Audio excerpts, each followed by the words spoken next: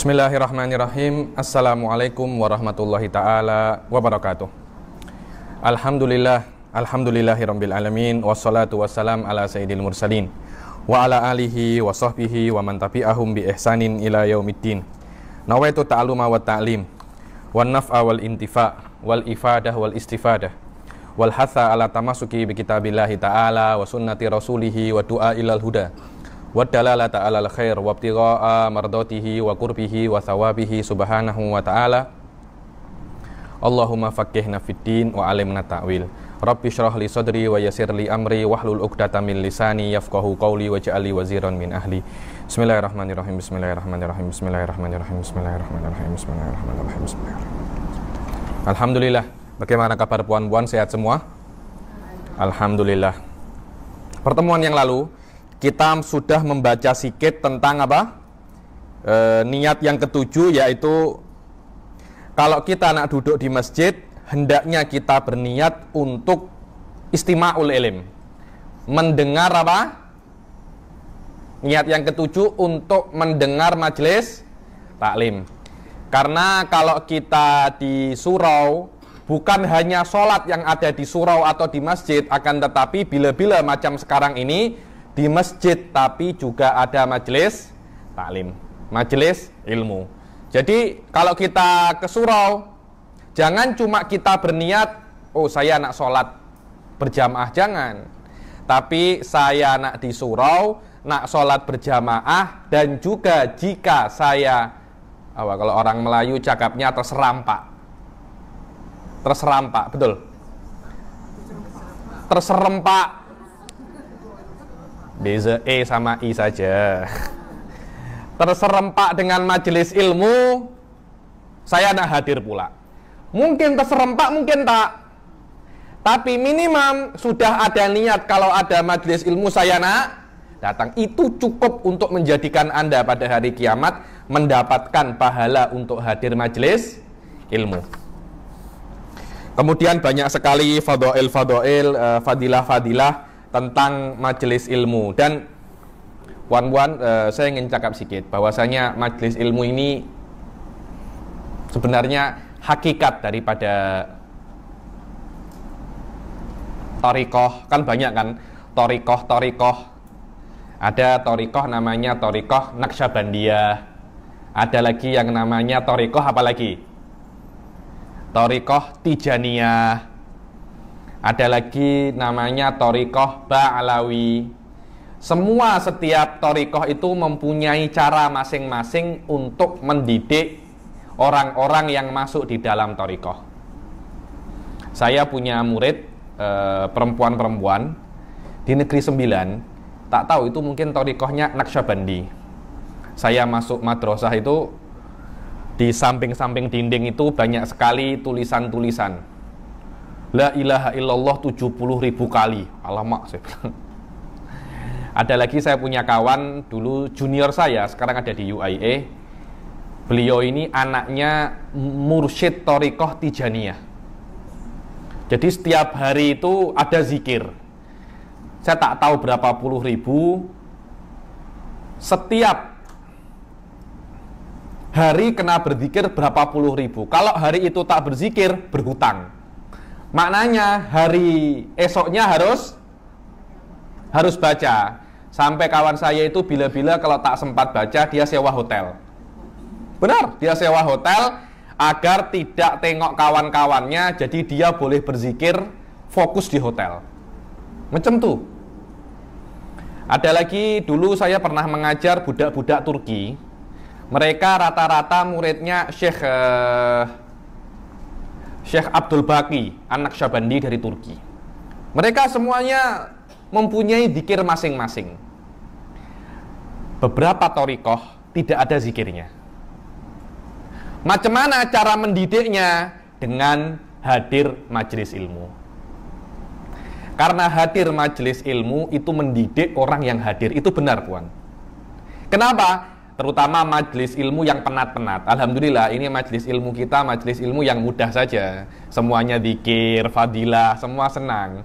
Ada majelis-majelis ilmu yang penat. Dulu saya dengan guru saya, Syekh Said Abdul Latif Oda, beliau setiap tahun datang ke Malaysia. hampir majelis taklim itu 1 jam 30 menit, 90 menit. Yang datang itu PhD, pensyarah college. Saya yang paling muda di situ. Ketika itu umur saya 27, 26. Setiap habis kelas saya pasti minum Panadol. Benar. Saya punya pocket Panadol Activate. Habis pasti Panadol tidur. Terlalu susah, terlalu susah. Ketika kita belajar ilmu, setan akan terus mengganggu. Ada saja. Kalau kita duduk di mana tak mengantuk, tapi di majelis ilmu, setan itu macam berayun-ayun di sini. Subhanallah, benar itu subhanallah. Setan tuh macam berayun-ayun. Jadi dia macam apa? Di bulu mata ini macam nak tutup bulu mata. Kita mengantuk. Tapi kita tahan kantuk kita tahan. Akhirnya kita punya jiwa ini terbiasa untuk melawan hawa nafsu. Hawa nafsu kita ingin tidur tapi kita tahan. Akhirnya kita terbiasa untuk mendidik hawa nafsu kita melewati ilmu. Dan ilmu adalah jalan yang paling cepat untuk sampai kepada Allah.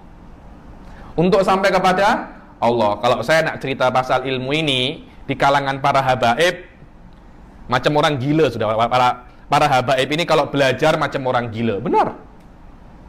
Sampai mereka nak mati pun masih pegang kitab. Habib Sa'ad ini, pengarang kitab ini, meninggal dalam keadaan belajar Ihya Ulumuddin.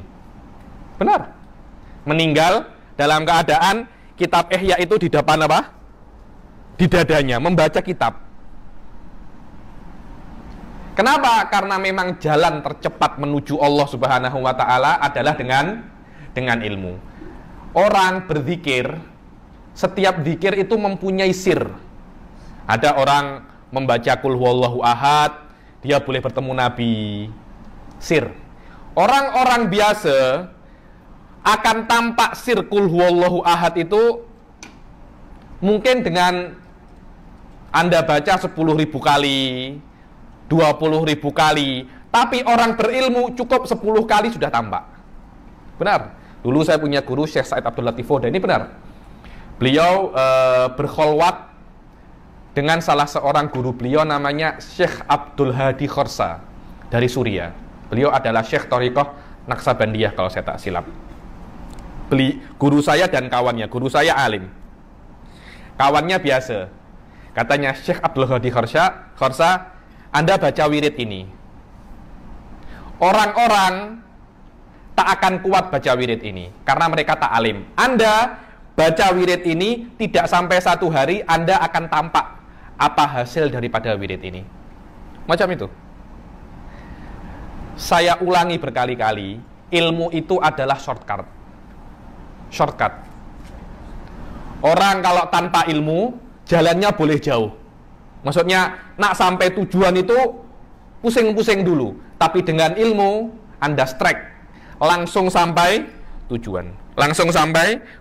Dan ilmu ada beberapa thariqah mendidik muridinnya dengan cara hadir majelis ilmu.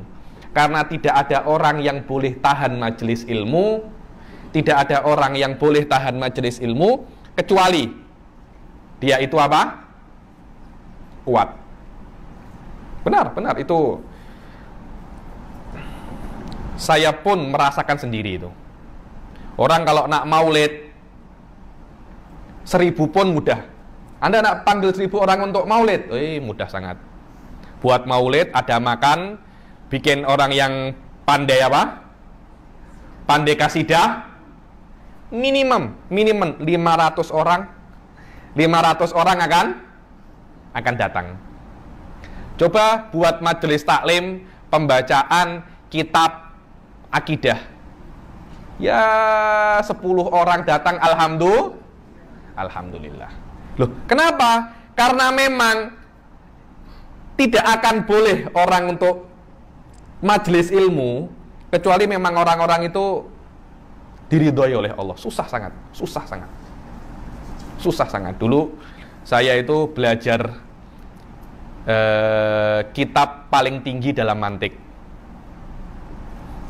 Mula 10 orang. Semakin hari semakin sikit, ketika hatam tinggal 2 orang. Yang 8 ini saya tak tahu kemana. Macam itu. Dulu belajar kitab paling tinggi dalam fikih dengan Mufti Tarim, mula 15 orang.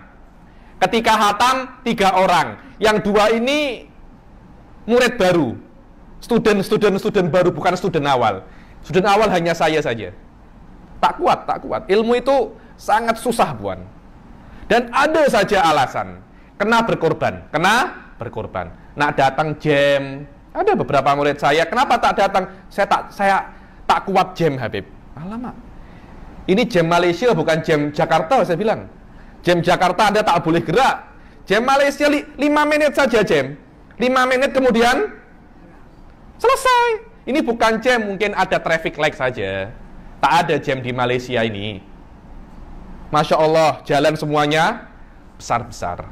Karena itu, Habib Sa'ad, yang mana beliau meninggal dalam keadaan membaca Ihya Ulumuddin. Dan ini hanya satu dari banyak sekali para habaib meninggal dalam keadaan belajar. Benar, meninggal dalam keadaan belajar.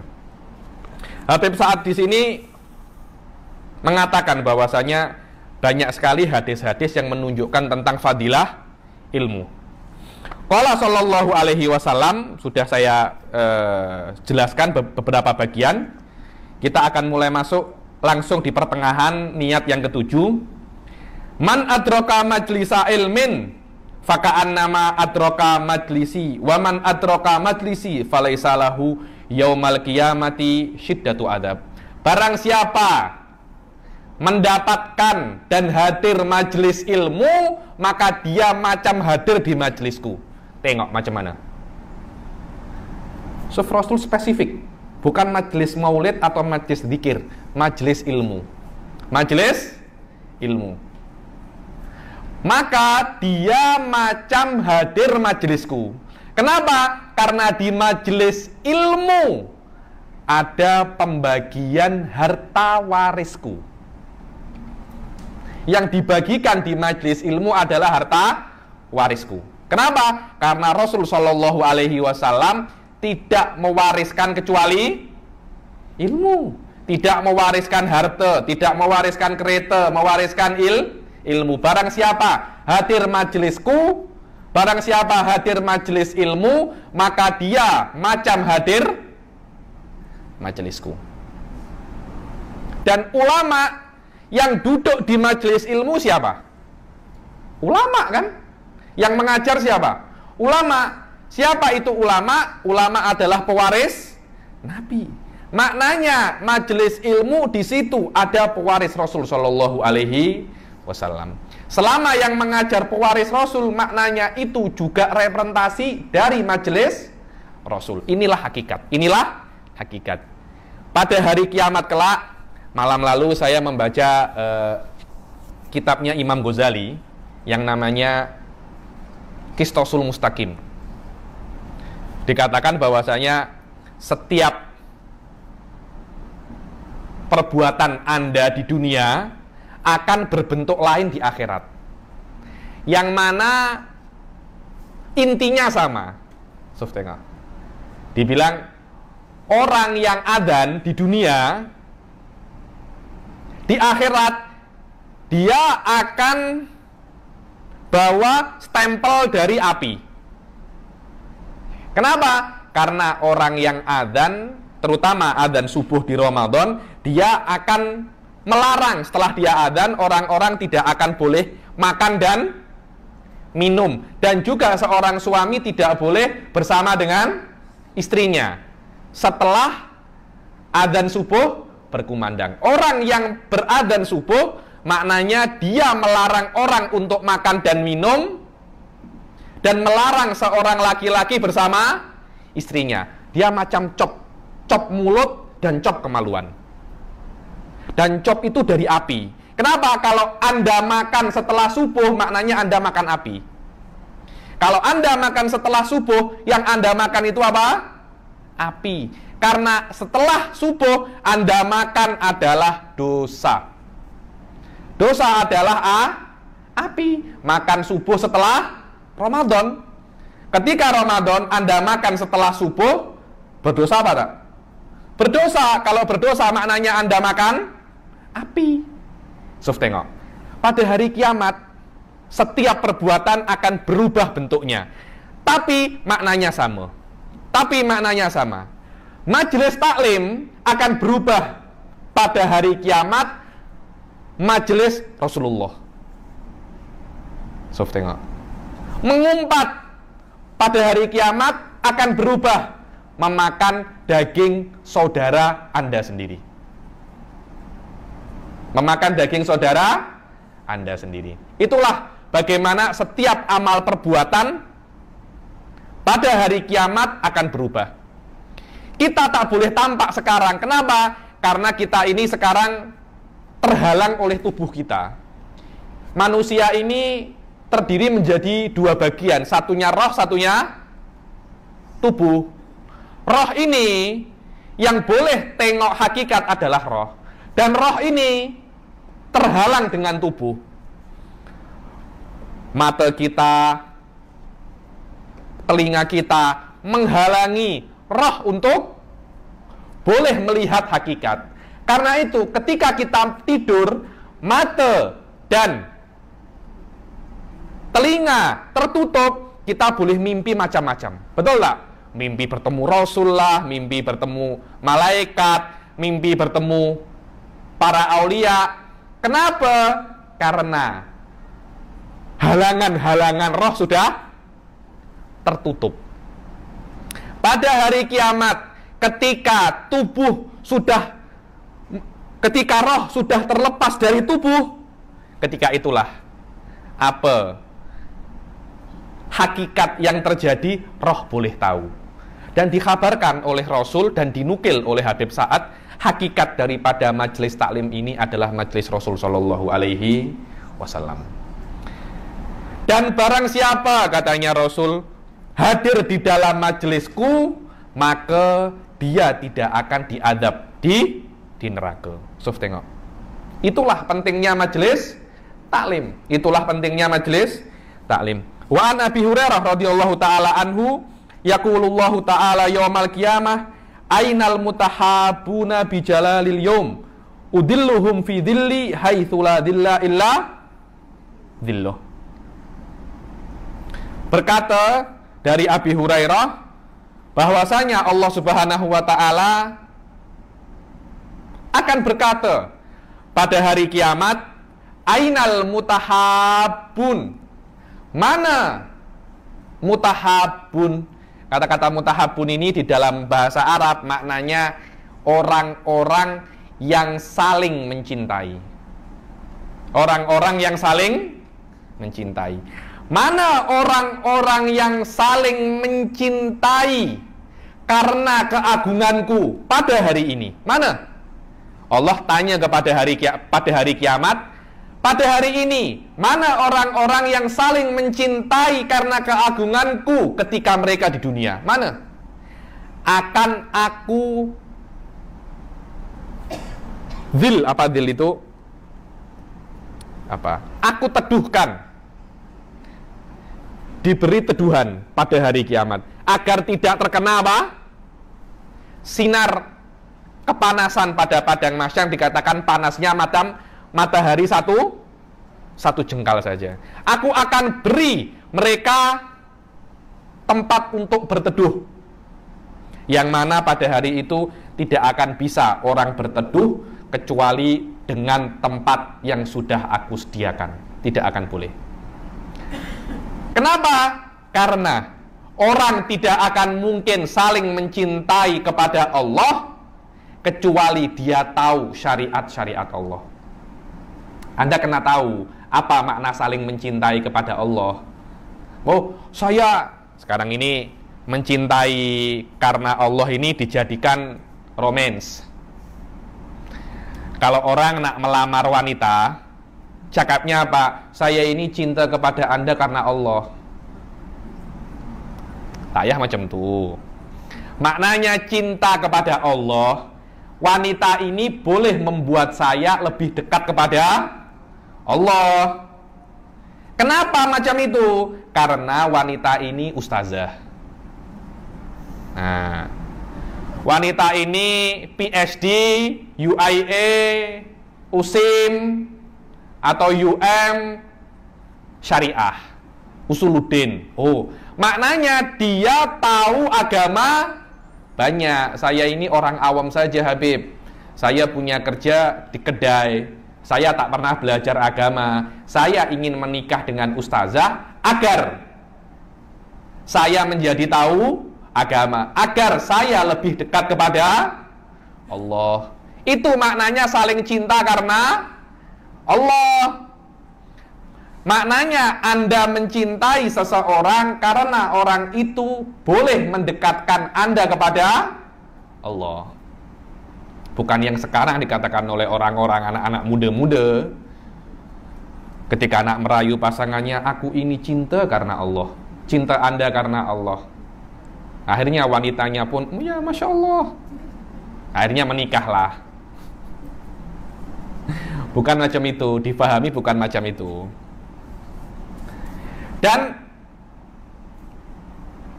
disitulah keutamaan ilmu. Dengan ilmu Anda boleh mencintai Allah. Dengan ilmu Anda boleh mencintai Allah. Maknanya hadis ini secara tidak langsung mengatakan orang yang mencintaiku adalah para ulama. Adalah para ulama. Karena ulama tahu banyak tentang aku. Dan orang-orang Melayu sering cakap tak kenal maka tak cinta. Karena ulama banyak kenal aku, dialah orang yang paling cinta kepada aku.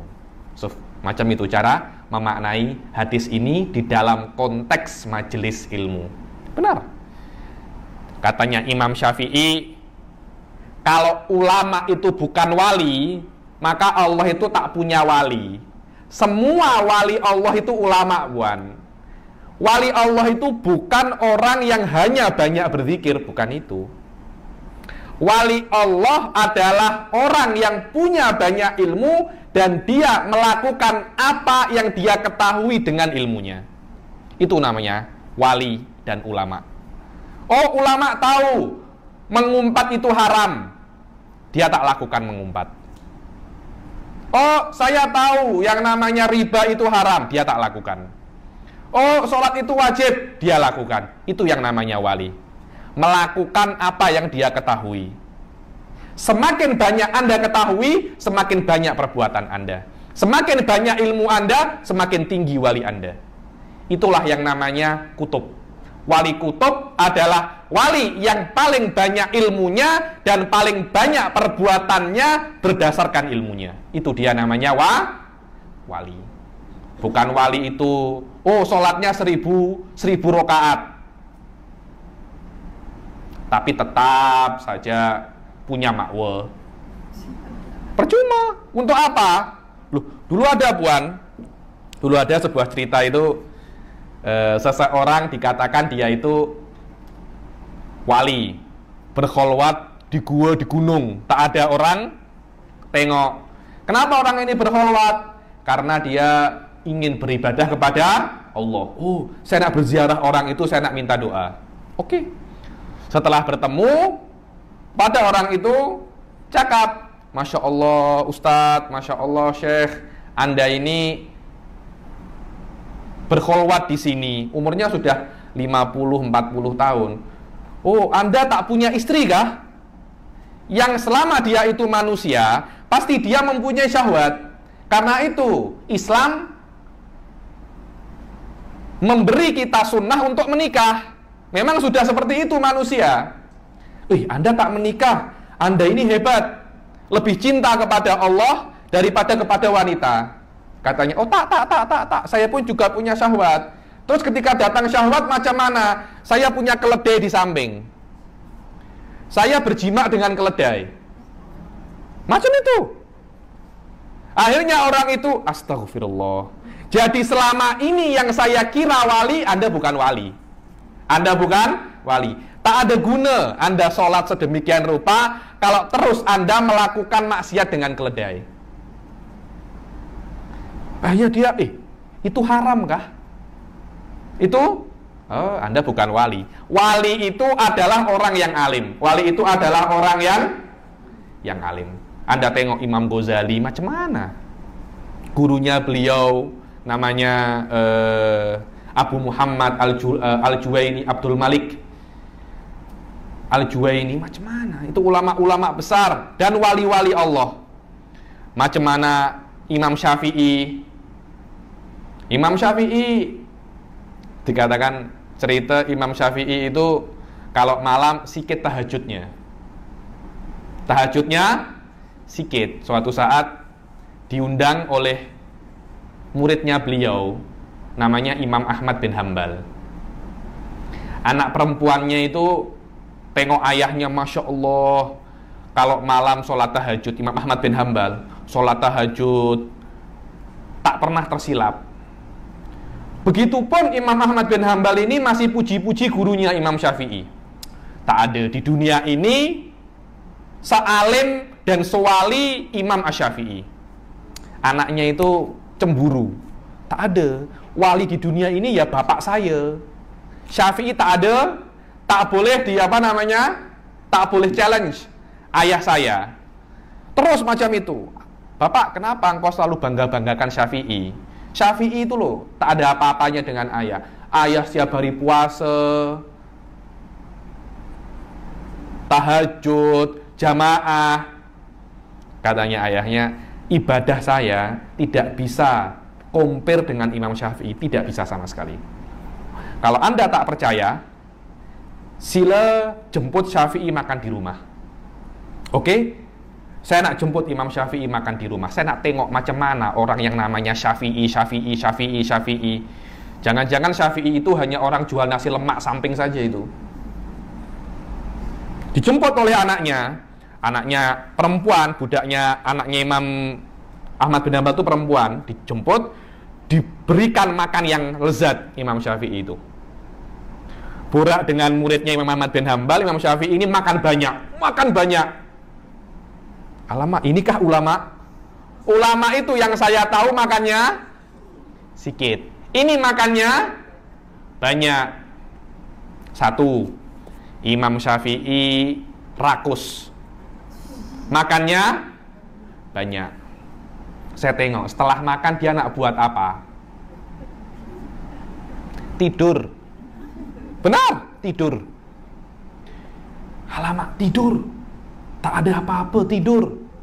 Saya tengok, nanti malam bangun tak dia? Untuk tahajud. Tak bangun.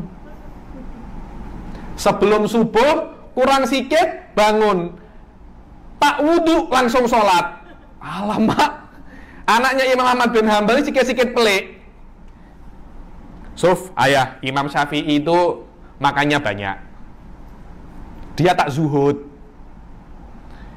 Langsung tidur, habis sholat isya langsung tidur, tak tahajud pula, bangun-bangun sebelum subuh sikit, sebelum subuh, sholat 2 rakaat, kemudian sholat subuh. Saya tengok ayah dari tadi, tahajud, baca Quran, tidur sekejap saja, bangun lagi, tahajud. Jelas ayah lebih afdol. Tertawa saja ayahnya. Oke, habis sholat subuh kita panggil Imam Syafi'i untuk cakap. Panggil Imam Syafi'i. Anak saya punya problem dengan Anda. Kenapa Anda tadi malam makan banyak? Dikatakan, saya tahu Anda Imam Ahmad bin Hambal ini famous orang yang paling berhati-hati mencari makan. Imam Ahmad bin Hambal ini orang yang paling warok. Dia tak nak makan syubhat. Jadi semua makanannya halal. Saya tahu makanan ini halal, karena itu saya makan banyak. Makanan halal akan membuat kita rajin beribadah. Katanya anaknya, itu modus. Tahu modus? Modus itu alasan Anda saja. Buktinya Anda tak beribadah, Anda tidur. Anda tak jawab apa lagi? Anda tak berkelit apa lagi? Siapa yang cakap saya tidur? Saya tak tidur. Saya hanya menghadap dinding, saya berpikir dalam sebuah hadis. Ada sebuah hadis yang namanya Ya Aba Umair, madza fa'alan Nughair?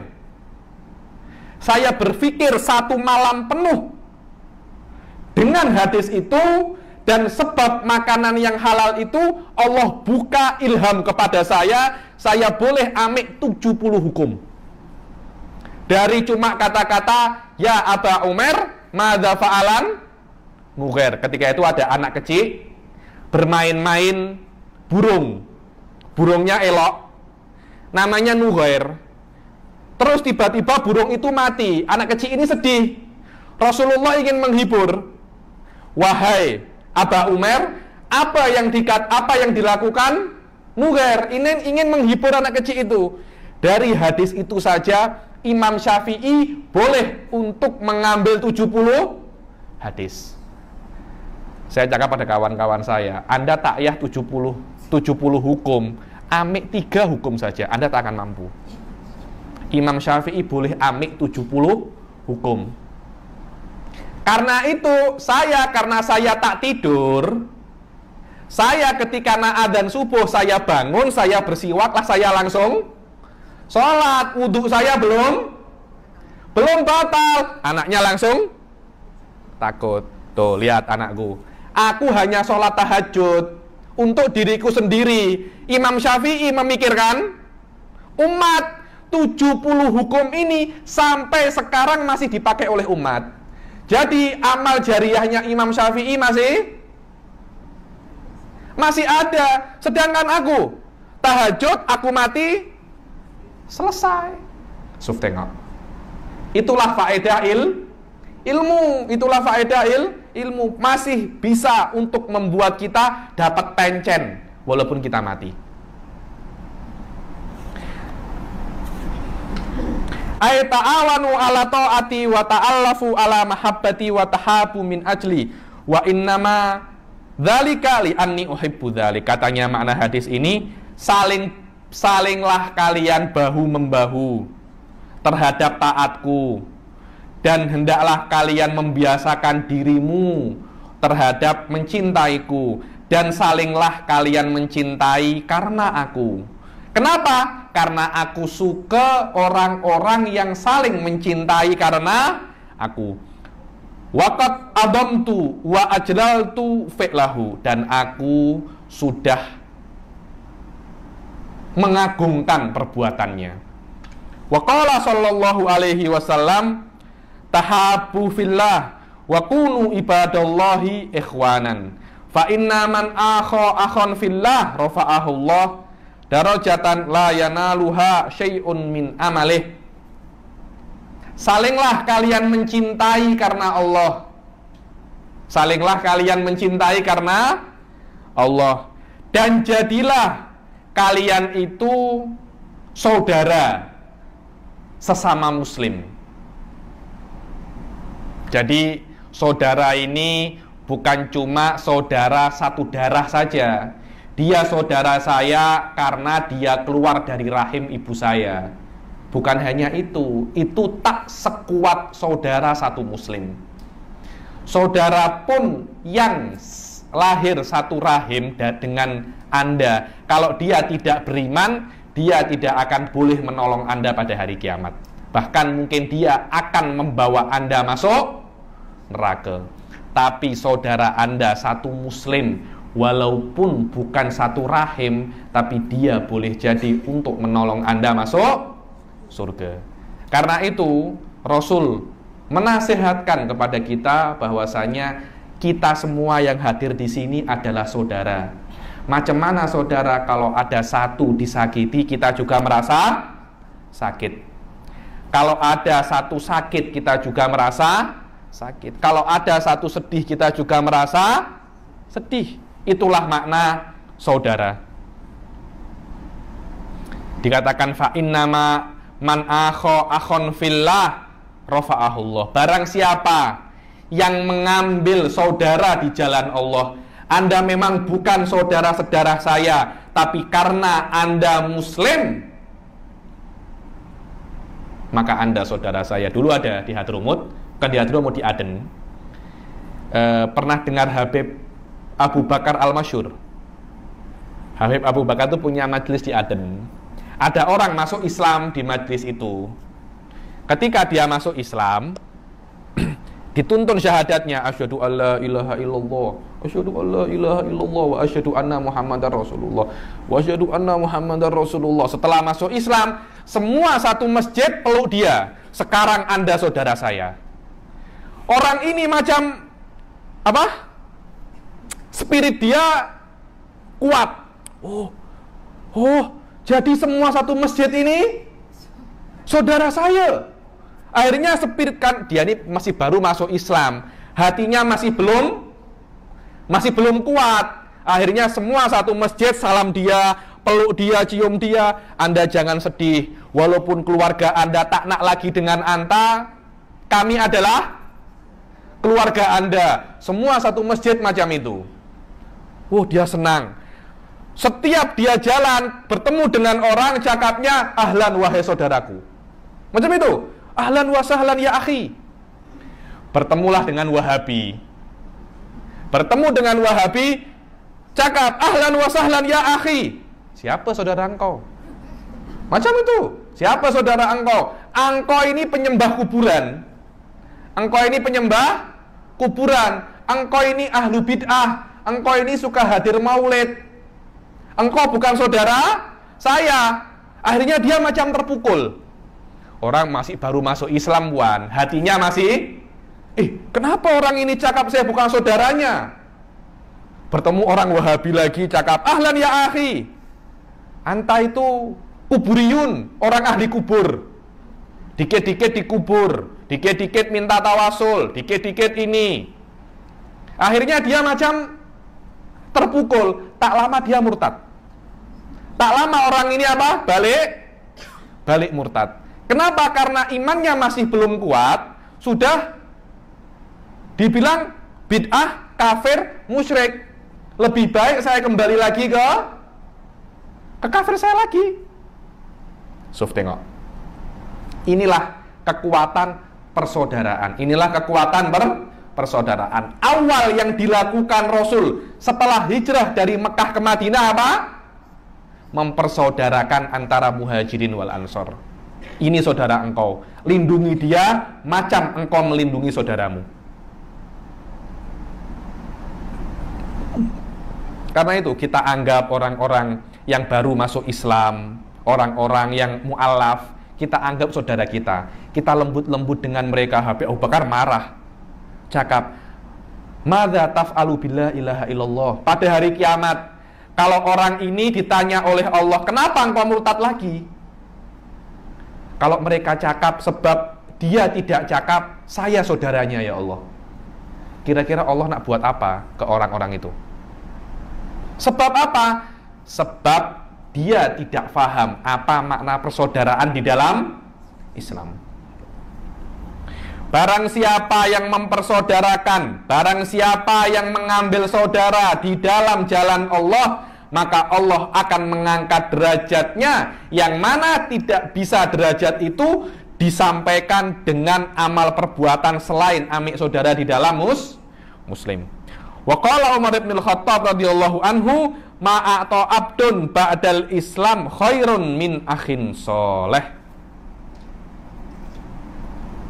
Tidak ada, katanya Sayyidina Umar bin Khattab, seorang hamba, seseorang itu tidak diberikan sesuatu setelah Islam lebih mulia daripada saudara yang soleh. Dulu tahun lalu ketika guru saya Syekh Said Foda datang ke Malai, beliau menasihati saya, ilmu adalah nikmat. Tengok, ilmu adalah nikmat, dan saudara atau kawan yang boleh diajak untuk hadir majelis ilmu, nikmat yang lain. Kenapa? Kalau ada saudara satu Islam yang dia memberi semangat kita untuk hadir majelis ilmu, namanya manusia ya, iman itu naik dan turun. Bila-bila iman itu naik, majelis ilmu satu hari hadir 5. Masya Allah, pukul 12 malam pun kalau ada majelis ilmu dia akan datang.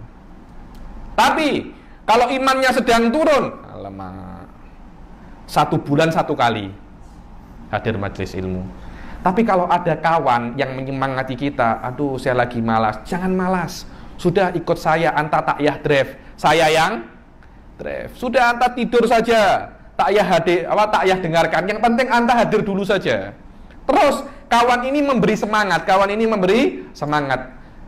Itu adalah nikmat yang sangat besar. Benar, itu adalah nikmat yang sangat besar. Karena itu murid-murid saya itu saya suruh untuk membuat community penuntut ilmu. Kenapa? Agar satu sama lain selain mereka itu boleh saling memberi semangat. Saya punya murid banyak dari Kedah. Saya punya murid dari Kedah. Setiap 1 minggu satu kali ulang alik Kedah Gombak untuk belajar. Saya bilang Anda kena buat community. Bila-bila Kedah Gombak jauh, penat, tapi pikirannya, saya nak bertemu kawan-kawan saya nak lepak, saya nak sembang dengan mereka. Semangat kan kita kan? Semangat. Saya tak sendiri, saya ada kawan-kawan, ada yang dari Bangi, ada yang dari ini. Mereka akan semangat. Kenapa? Karena majelis ilmu bukan cuma majelis ilmu, tapi saya bertemu saudara jauh. Saya boleh sembang, saya boleh lepak, saya boleh cakap. Benar, saya boleh cakap. Akhirnya apa?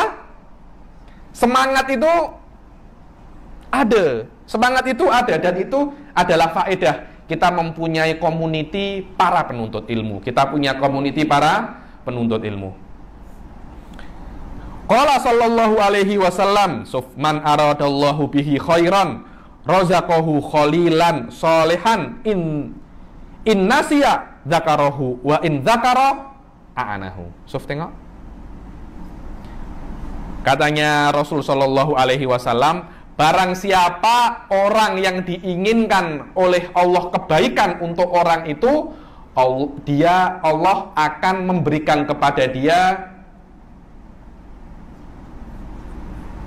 kawan, saudara yang soleh. Ini hakikah tuan, puan. Karena itu saya memotivate dan memberi sebuah kaidah kepada puan-puan, kalau nak tengok orang itu baik, tengok kawannya. Fulan ini baik apa tak? Anda tak tahu dia baik atau tak. Tengok kawan-kawan dia. Kalau kawan-kawan dia baik, maknanya dia baik. Kawan-kawan dia tak baik, maka dia tak baik. Kalau Allah menginginkan kebaikan oleh orang itu, kepada orang itu, maka Allah akan memberi rezeki kepada dia, memberi nikmat kepada dia orang-orang baik di sampingnya. Benar itu. Alhamdulillah puan, kita ini di samping kita orang-orang baik semua. Majelis taklim, majelis maulid, majelis dzikir, yang ada di sana semuanya orang baik. Coba kita di office-office, di kasino, di mana lagi, di macam-macam, di mall-mall, di samping-samping kita siapa? Ada yang rambutnya macam cambuk, besar-besar, ada yang rambut afro, ada yang tetu, tak tahu naga sini harimau, sini singa, macam-macam. Maknanya di sekeliling kita bukan orang soleh, bukan orang baik. Tapi tengok orang yang di pondok pesantren, orang di majelis taklim, sejauh mata memandang hanya orang-orang yang baik. Maknanya orang yang suka ke majelis taklim, maka dia akan dikelilingi orang-orang soleh. Orang yang dikelilingi orang-orang soleh, maknanya Allah ingin dia baik. Allah ingin dia baik. Maknanya orang yang suka ke majelis taklim, Allah ingin dia baik. Yang mana orang baik itu, saudara baik itu, kalau tengok kita lupa, iman kita sedang turun, dia akan mengingatkan kita. Kita nak berbuat maksiat, kawan kita ingatkan, tak boleh macam itu. ini berdosa, ini haram, Anda kena, ingat. Kalau kita sedang dalam keadaan iman kita tinggi, dia akan membantu kita untuk merealisasikan cita-cita kita. Oh, saya nak buat pesantren di Malaysia ini, saya nak buat pesantren mempelajari ilmu akidah. Kawan Anda, saya bantu Habib. Saya bantu. Saya akan cari ustadz-ustadz yang boleh bantu Habib. Sof, tengok. Kalau sedang dalam keadaan kita dalam keadaan kuat, kawan kita akan bantu. Kita dalam keadaan jatuh, kawan kita akan ingatkan. Itu adalah kawan yang soleh. Bukan kalau kita mempunyai niat yang tinggi, oh saya nak bangun college. Buat apa college? Sudah banyak college. Tak ya buat college, buat saja tahfidz kecil saja. 1-2 orang selesai. Buat apa college lagi? Akhirnya kita ya sudah semangat. Tak jadi, sudahlah. Buat apa college? Oh saya nak buat hotel syariah. Buat apa? Tak ya hotel syariah, buat homestay 1-2 saja. Terus kawan kita ini terus menjatuhkan semangat kita. Itu bukan kawan yang soleh, itu kawan yang toleh. Toleh itu kebalikan dari soleh. Kalau soleh itu baik, toleh itu buruk.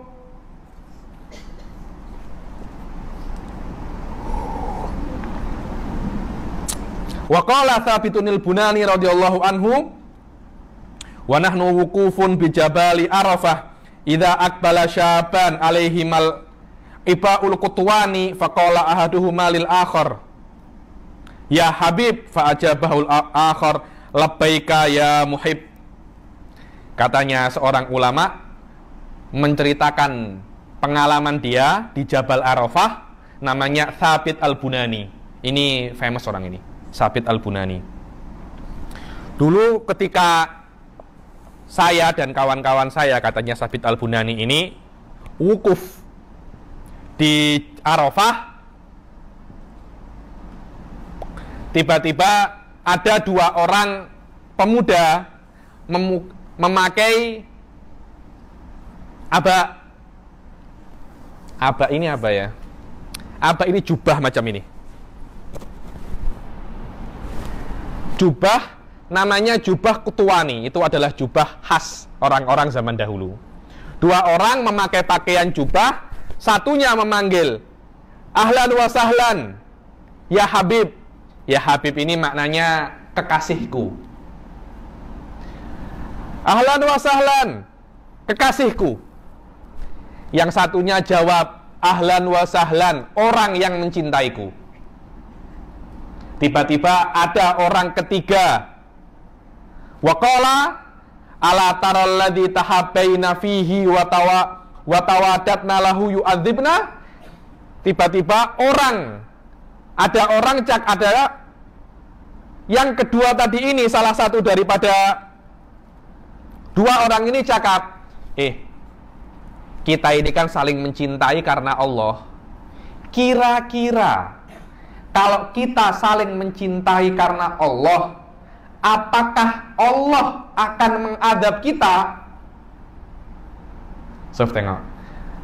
Ala taral ladzi tahabbaina fihi wa tawaddatna lahu yu'adzibna. Kira-kira saya ini cinta kepada Anda karena Anda boleh mendekatkan diri saya kepada Allah, begitu pula sebaliknya. Kira-kira Allah akan mengadab kita tak? Tiba-tiba ada sebuah suara datang, na'am, laisa yaf'alu dzalik. Tidak mungkin Allah akan mengadab kalian berdua. Karena kalian berdua saling mencintai karena Allah Subhanahu wa ta'ala. Karena itu, niat yang ke-8 dikonfirmkan oleh Habib Sa'ad bahwasanya yanwi la'allahu yusadifu akhan fillah. Niat yang ke-8, Habib Sa'ad mengatakan kalau Anda ke surau atau ke masjid, ketika duduk di masjid berniatlah mungkin kalian itu akan bertemu dengan saudara satu muslim. Yang mana saudara itu boleh untuk mengingatkan Anda kepada Allah Subhanahu wa ta'ala. Siapa tahu kan, kita di mana namanya? Kita di surau, kita bertemu saudara satu muslim. Liyan fa'ahu ayyama hayatihi wa yashfa'u lahu ilallahi ba'da wafatihi. Yang mana saudara itu akan boleh untuk memberi manfaat Anda pada saat Anda hidup, dan juga memberi syafaat Anda setelah Anda mati. Dan tidak akan, kalau Anda nak cari saudara yang macam ini, ya tempatnya di sini, di majelis taklim, di sini, bukan di pavilion. Di pavilion Anda akan tengok orang-orang jual tas branded, jual kasut, jual baju, akan tengok di sana. Di Genting sama, di kasino orang berjudi, Anda akan tengok.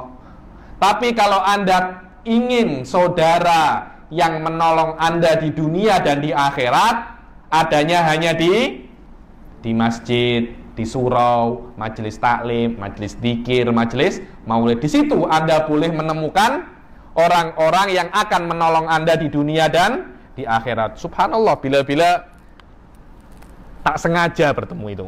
Tak sengaja tiba-tiba di surau ada majelis, hadir. Ternyata ustadznya itu boleh untuk memberi hidayah kepada kita. Akhirnya kita selalu ikut ustadz itu. Subhanallah. Dulu ada cerita Ustadz Abdus Somad. Benar, ada cerita Ustadz Abdus Somad ini sering mengkritik sebuah lagu. Akhirnya penyanyi lagu ini sering ikut Ustadz Abdus Somad. Jadi kenapa Ustadz Abdus Somad ini setiap ceramah pasti mengkritik lagu saya? Ini lagu apa namanya? Lagu orang-orang kafir, lagu orang-orang tak beriman.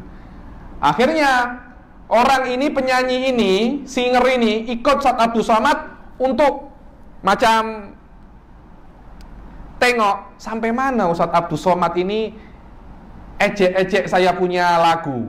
Akhirnya sebab sering mendengar ceramah Ustadz Abdus Somad, singer ini hijrah dari menyanyi lagu-lagu yang tak baik menjadi kasidah. Menjadi kasidah. Kita tak akan tahu. Mungkin sebuah pertemuan akan memberi hidayah kepada kita. Mungkin sebuah musibah akan memberi hidayah kepada kita. Karena itu jangan remehkan satu sholat pun di surau. Karena bila-bila sholat Anda di surau itu, hari itu akan membawa Anda hidayah. Mungkin Anda terserempak dengan syekh, terserempak dengan kawan, terserempak dengan wali. Di situ Anda boleh mendapat hidayah.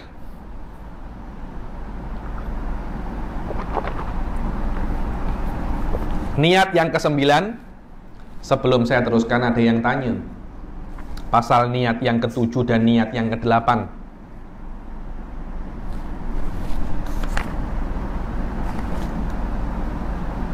Niat yang ke-9 ini agak panjang sedikit. Kita tunda sampai pertemuan yang akan datang insyaallah. Insyaallah pertemuan yang akan datang kita akan selesaikan niat apa? Semua ini. Dan setelahnya kita akan masuk bab ziaratul ikhwan. Bab ziaratul ikhwan. Ziaratul ikhwan ini adalah bagaimana niat ketika kita mengunjungi saudara satu muslim, saudara satu muslim. Subhanallah ya nih. Kalau kita puan-puan punya saudara yang boleh mengingatkan kita, memberi kita motivate untuk belajar, wallah itu nikmat yang sangat besar. Nikmat yang sangat besar. Apalagi kalau boleh diajak mudzakarah. Tahu mudzakarah, puan? Mudzakarah ini saling belajar. Jadi, oh saya ini hafid Al-Quran, saya akan muzakarah Al-Quran dengan kawan saya. Saya 1 juz, dia 1 juz. Nanti saya baca 1 juz, dia dengarkan. Dia baca 1 juz, saya dengarkan. Akhirnya muzakarah itu saya mestinya membaca Al-Quran 30 juz, karena ada kawan saya cuma cukup baca 15 juz.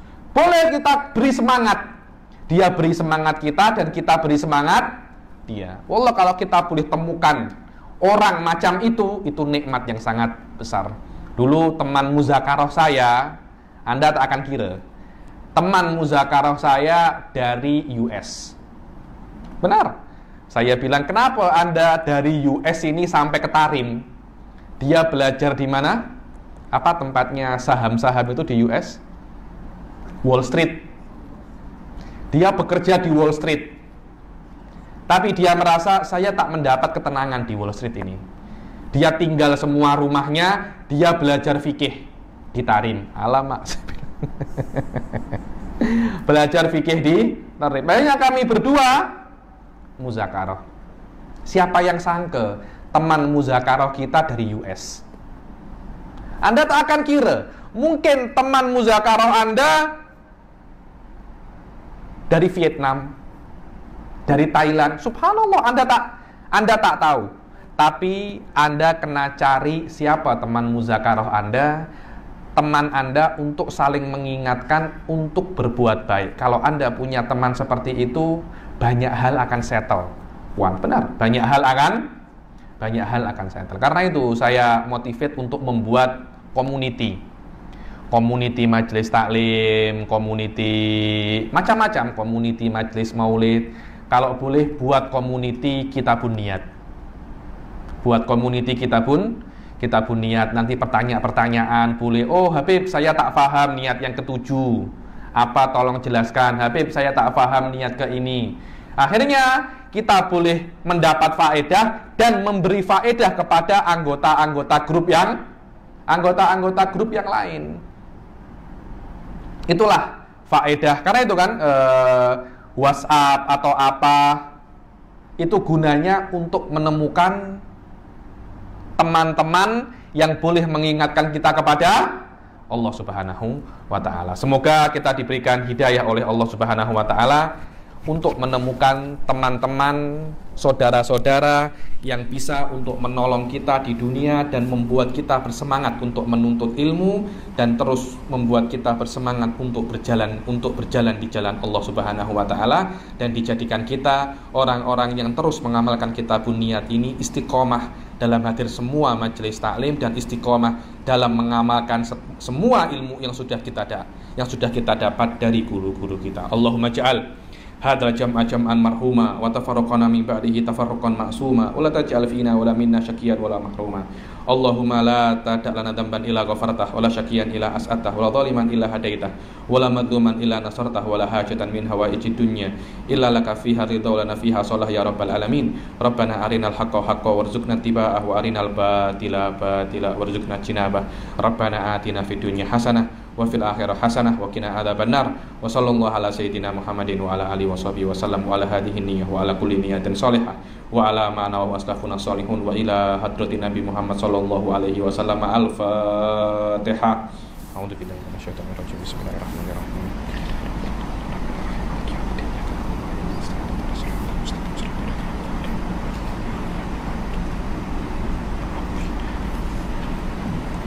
Wabillahi taufiq wal hidayah wa ridha wal inayah. Assalamualaikum warahmatullahi taala wabarakatuh.